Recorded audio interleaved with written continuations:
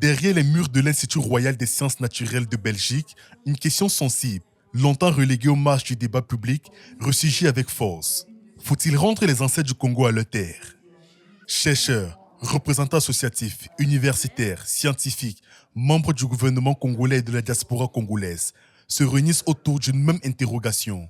Comment restituer des restes humains congolais conservés depuis parfois plus d'un siècle dans les institutions belges? Pour comprendre cet enjeu, il faut remonter à l'époque coloniale. Des corps, des crânes et des restes humains furent extraits, transportés et étudiés au nom de la science anthropologique aujourd'hui contestée. Pour beaucoup, cette dépouille raconte une violence coloniale plongée jusque dans la mort. Qu'est-ce qu'on vise beaucoup plus par rapport à cette question de restitution? C'est que les communautés sources puissent s'approprier ce patrimoine qui est leur.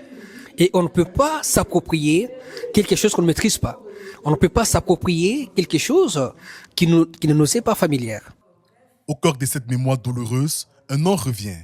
Ferdinand Arthur van der Gist, administrateur colonial associé, selon les travaux historiques, à l'exhumation des restes congolais destinés aux recherches anthropologiques de l'époque.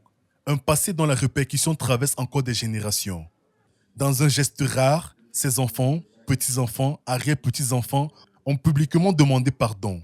Nous demandons pardon au peuple sourd pour tout ce qui s'est passé. Face aux communautés concernées, ils disent porter un héritage lourd et douloureux, tout en affirmant leur volonté de regarder cette histoire en face.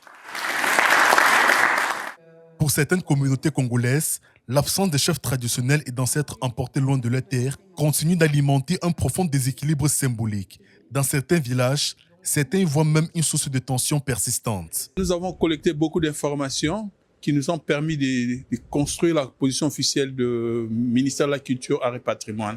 Voilà pourquoi nous sommes venus pour défendre cette position officielle. La prochaine étape, c'est la demande officielle du gouvernement congolais qui se fera très bientôt. Et après, nous allons continuer à avoir les contacts avec le point focal du gouvernement belge pour la mise en œuvre de ce processus de restitution des biens culturels. Et les discussions pourront se poursuivre pour les archives et les restes humains, mais principalement pour les restes humains qui nous paraît une question prioritaire. À présent, les regards se tournent vers Kinshasa, où une demande officielle de restitution devrait être introduite prochainement. Mais une question demeure. Restituer, oui, à qui, comment et sous quelle autorité? Entre mémoire, justice historique et diplomatie, le retour des ancêtres du Congo ne fait que commencer. Comme le dit le proverbe africain, les morts ne sont jamais en paix tant qu'ils reposent loin de la terre de leur père.